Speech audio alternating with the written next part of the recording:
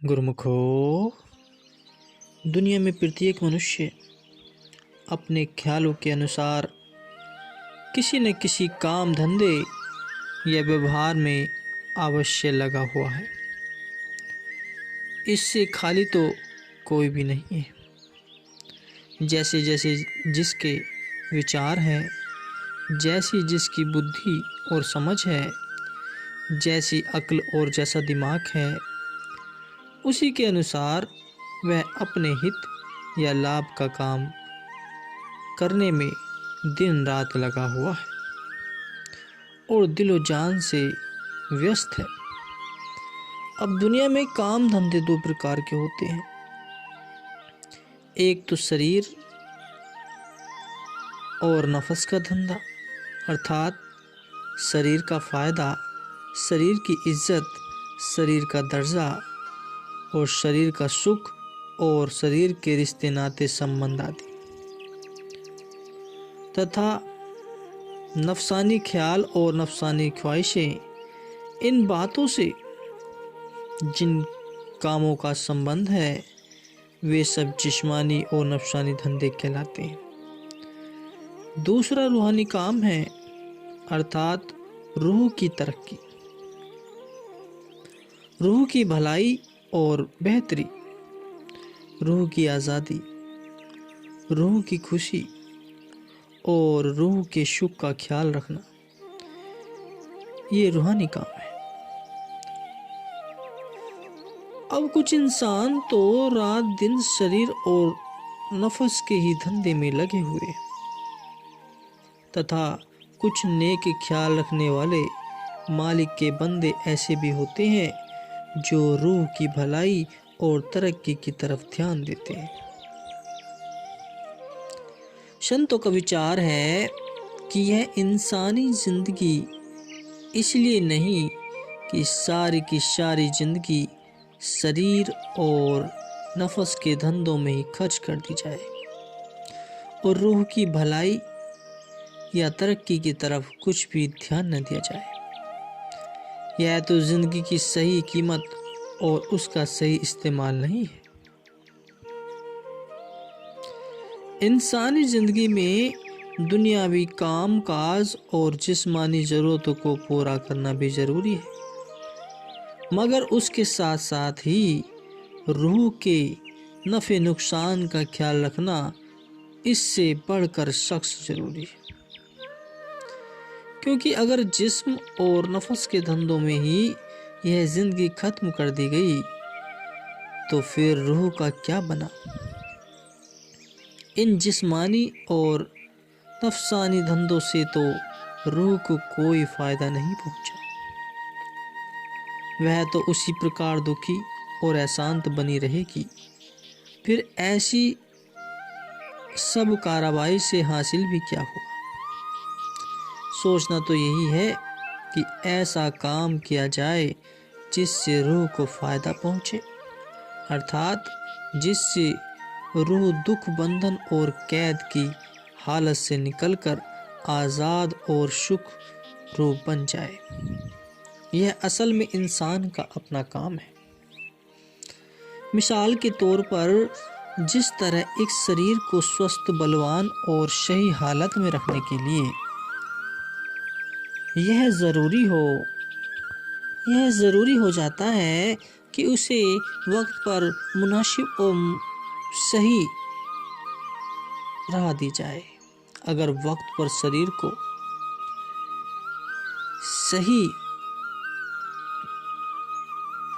सही चीज ना दी गई तो यह कमजोर पड़ जाता है। उसमें से बल, स्वास्थ्य और खुशी जाते रहते हैं। अब जिस तरह शरीर का हाल है उसी प्रकार ही रूह का भी समझ लेना चाहिए। रूह को भी स्वस्थ और बलवान बनाए रखने के लिए मुनासिब और अच्छी खुराक देना जरूरी है, अन्यथा यह रूह भी पूरी तरह बीमार और कमजोर व दुखी बन जाएगी।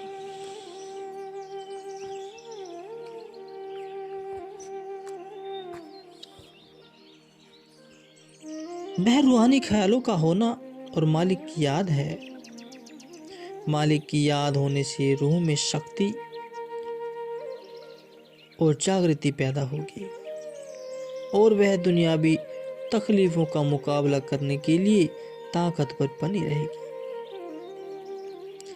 विचार किया जाए कि क्या दुनिया के सब सामान पदार्थ और ऐश और आराम आदि और जिस्मानी सुख तथा दुनिया की मान बढ़ाई, इज्जत और दौलत इत्यादि ये सब मिलकर रूह को कोई भी लाभ पहुंचा सकते हैं? हरगिज नहीं रूह को। इनसे रूह को कतई फायदा नहीं पहुंचता, बल्कि ये सब तो जिस्म के लिए और जिस्म की जरूरत को पूरा करने तक है। इनसे जिस्मानी जरूरतें बेशक पूरी हो सकती हैं और उनका पूरा करना भी जरूरी है, लेकिन ख्याल यह करना है कि अगर इनको पाकर शरीर को सुखी भी बनाया गया तो क्या हुआ? रूह जो कि जन्मों से एहसान तौर दुखी है, उसके लिए तो कुछ भी नहीं किया गया। फिर इन सब पदार्थों और सुखों में रूहानी फायदा क्या हुआ? यह जिस्म क्या है? यह खाक का पुतला है, राख का पुतला है और आखिर खाक में ही मिल जाएगा। तथा जब जिस्म आखिर में खाक हो गया, तब इन जिस्मानी और नफसानी सुखों का फायदा भी क्या हुआ? अगर जिंदगी भर इंसान इन्हीं चीजों के पीछे पड़ा रहा, तो आखिर में इसके खाक होने पर मानो जिंदगी की सब कार्रवाई खाक में मिल गई और रूह के लिए दुख और बंधन पहले से अधिक बढ़ गए। ये तो फिर कुछ भी नहीं हुआ। गुरुमुखो, संत कहते हैं कि यह ठीक नहीं है, यह गलतफहमी और भूल है। असल में तो यह जिस्म रूह के फायदे के लिए इंसान को मिला है। इससे रूह की भलाई का ही काम लेना चाहिए। तथा वह रूह की भलाई का काम क्या है? वह मालिक की याद और भजन बंदगी है। जिस तरह मिसाल के तौर पर जिस्म के लिए लिबास होता है, लिबास हमेशा जिस्म के फायदे के लिए अर्थात उसे सर्दी गर्मी आदि से बचाने के लिए हुआ करता है। परंतु अगर कोई आदमी लिबास की सफाई और संभाल में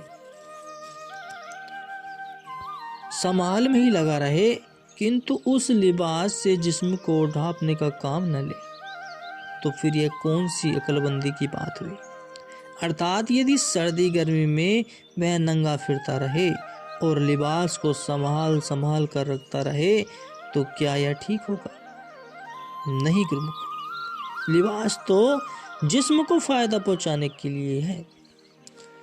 अगर उससे जिस्म की देखभाल का काम न लिया जाए,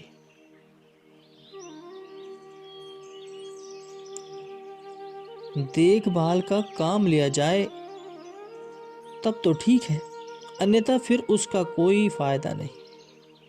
इसी तरह ही यह जिस्म भी रूह का लिबास है। यह रूह की देखभाल के लिए मिला है। इससे रूह की भलाई का काम नहीं लिया गया तो अक्लमंदी नहीं हुई, सबसे बड़ी बेवकूफ़ी हुई। अथवा जिस प्रकार एक नौकर रखा जाता है, तो वह किस लिए होता है? वह देखभाल का काम करने के लिए होता है। लेकिन अगर कोई इंसान नौकर को खाना कपड़ा और तनख्वाह वगैरह तो देता रहे और उससे अपनी देखभाल अपना कार्य कराने का काम न ले, तो उसे कोई भी सयाना नहीं कहेगा। इसमें शक नहीं कि नौकर को तनख्वाह और खाना कपड़ा वगैरह देना जरूरी है, उसकी भी सभी जरूरतों का ख्याल रखना आवश्यक है, मगर साथ ही साथ उस नौकर से मालिक की देखभाल का काम लेना भी तो कहीं बढ़कर जरूरी है, जिसलिए वह रखा गया है। इसी तरह ही यह जिस्म नौकर है और रूह उसकी मालिक है। जिस्म से रूह की खिदमत का काम लेना जरूरी है और वह मालिक की याद तथा भजन बंदगी है। यही असली काम है और जिस्म को करना है तथा उसके साथ फिर जिस्म की ज़रूरतों का भी ख्याल रखना ज़रूरी है। हमेशा हर एक इंसान की कदर कीमत उसके ख्यालों के मुताबिक हुआ करती है। जिस दर्जे के ख्याल होंगे उसी दर्जे के इंसान की कीमत होगी और यह ख्याल भी हर एक इंसान के अलग अलग प्रकार की संगति या शोबत से बनते हैं। भले पुरुषों की संगति से भलाई का ख्याल मिलते हैं और बुरे लोगों की संगति व सोबत से बुराई के ख्याल मिलते हैं, क्योंकि जो इंसान जैसा होता है उससे वैसे ही ख्याल मिलते हैं। जिस बर्तन में जो चीज़ होगी वही उस चीज़ में से निकलेगी भी। इसी तरह ही जब बुरे और गलत ख्याल रखने वाले लोगों की सोबत किसी को मिल गई तो उसके अंदर में बुराई के ख्यालों को ताकत मिल गई। जब तब कभी बड़े भाग्य से नेक लोगों की, भले पुरुषों की और संतों की संगति सोबत हासिल हो गई तो अंदर में नेक ख्यालों की ताकत पैदा हो गई। यह संगति सोबत का असर है। ख्याल तो वही है मगर अलग अलग प्रकार की संगति सोबत के असर से उनकी सूरत अलग अलग बन गई। मिसाल के तौर पर जिस तरह बिजली की करंट होती है उसी करंट का कनेक्शन अगर बल्बों से कर दिया गया जाए तो लाइट अर्थात रोशनी पैदा होती है। उसी करंट का कनेक्शन जब पंखे से जोड़ दिया जाए तो हवा और ठंडक का असर पैदा होने लगता है तथा उसी करंट को यदि हीटर के साथ कनेक्ट किया जाए तो गर्मी मिलने लगती है। अब विचार करो कि करंट तो वही है मगर अलग अलग जगहों पर उसका कनेक्शन जोड़ देने से उसमें अलग अलग प्रकार की ताकत पैदा हो गई। इसी तरह ही ख्यालों के रुख को भी जिस प्रकार की संगति सोबत के साथ जोड़ दिया जाता है उसी तरह के ख्यालों में ताकत पैदा होने लगती है और ऐसा होना कुदरती उसूल के मुताबिक लाजमी है।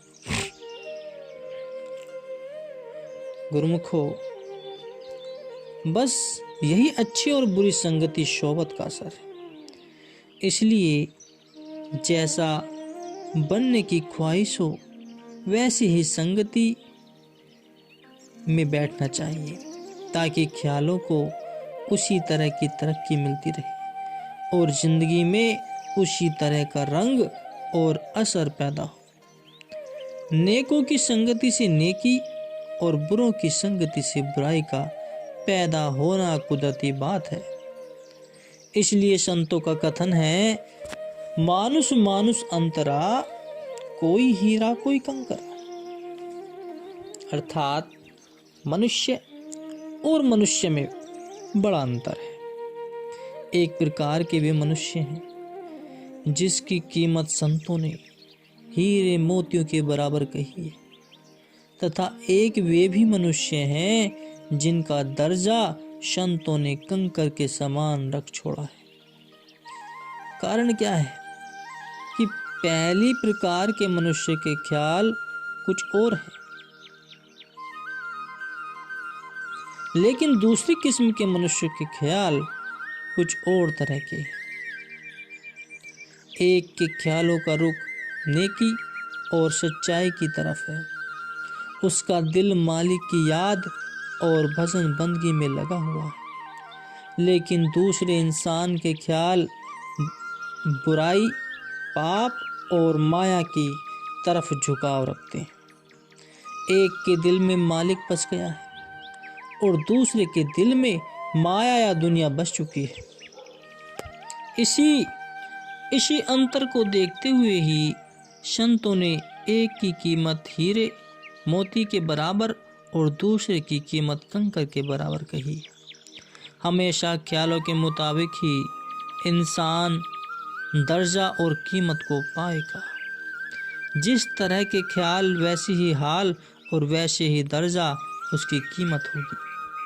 जिसके दिल में मालिक की याद और भजन बंदगी का लगाव है, जिसके अंदर में प्रेम भक्ति और रूहानियत के ख्याल काम कर रहे हैं, उसके बराबर दर्जा भला और किसका हो सकता है।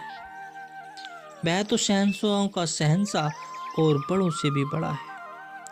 अब विचार करके देखा जाए कि एक मनुष्य के पास दुनियावी माल दौलत और माया के पदार्थ अधिक हैं, इज्जत और हुकूमत भी उसे हासिल है, मान बढ़ाई पाता है और दुनिया के सभी ऐशो आराम सुख आदि भी उसके पास हैं, तथा चाहे राजा की पदवी भी उसे हासिल हो, लेकिन उसके मुकाबले में एक दूसरा इंसान है जिसके पास माया और दुनियावी सुखों के समान तो अधिक नहीं है, मगर जिसके दिल में मालिक की भक्ति और मालिक का प्रेम बसा हुआ है, जो मालिक की याद में रंगा हुआ है, और जिसके पास भक्ति और रूहानियत की दौलत है। तो फिर इन दोनों में से किसका दर्जा बड़ा हुआ? दोनों की कदर कीमत, दर्जा और बड़ाई का अंदाजा तो इस बात से लगाया जाता है कि उसने दिल में किस चीज को बसाया हुआ है और अपनी सुरती का नाता किस चीज से जोड़ रखा है। जिस चीज को दिल में जगह दे रखी है, जिंदगी तो उसी लक्ष्य के निमित्त गुजर रही है ना। बस इसी लक्ष्य पर कदर कीमत, दर्जा और मान बढ़ाई का फैसला होना है। इसलिए ही कहा जाता है कि जिसके ख्याल नेक हैं, जिसके दिल में मालिक की याद और प्रेम भक्ति की लगन है, उसी का दर्जा बड़ा माना जाएगा। वही दुनिया में सबसे बड़ा है, क्योंकि वह अपने साथ औरों को भी भजन बंदगी में लगाकर उनका सुधार कर सकता है। लेकिन वह दुनियावी पदार्थों का मालिक और राजा उस मालिक की याद में रंगे हुए इंसान के मुकाबले में इस राजा का क्या दर्जा हुआ? क्या राजा भी किसी को नेकी और सच्चाई के मार्ग पर लगा सकता है? क्या वह भी किसी को नाम और भक्ति का दान दे सकता है? नहीं, हरगिज नहीं। वह तो खुद मोह माया में घिरा हुआ है। वह औरों को क्या रूहानियत का पाठ पढ़ा सकेगा? इसलिए उसका दर्जा रूहानी दृष्टि से कुछ भी नहीं है। बस इसी विचार से हमेशा दिल में मालिक के नाम और भक्ति की लगन रहे, मन मालिक की याद में रंगा रहे और अपने आप को हमेशा नेक लोगों की संगति में रखने की कोशिश करे। जिंदगी का आनंद तो इसी में है कि मालिक की याद दिल में बसा ले और माया के सामानों या दुनियावी ऐश व आराम को दिल में बसाए रखने का काम ही असली जिंदगी नहीं, बल्कि ये तो जिंदगी का गलत रुख है। इसलिए जहाँ तक हो सके इंसान अपनी रूह की भलाई और रूह के फायदे के ख्याल को नज़र में रखे और जिंदगी का सही अर्थों में आनंद और लाभ प्राप्त करे। ये लाभ जब ही मिलेगा जब इंसान संतों की शरण में जाके उनसे नाम की दीक्षा ग्रहण करेगा।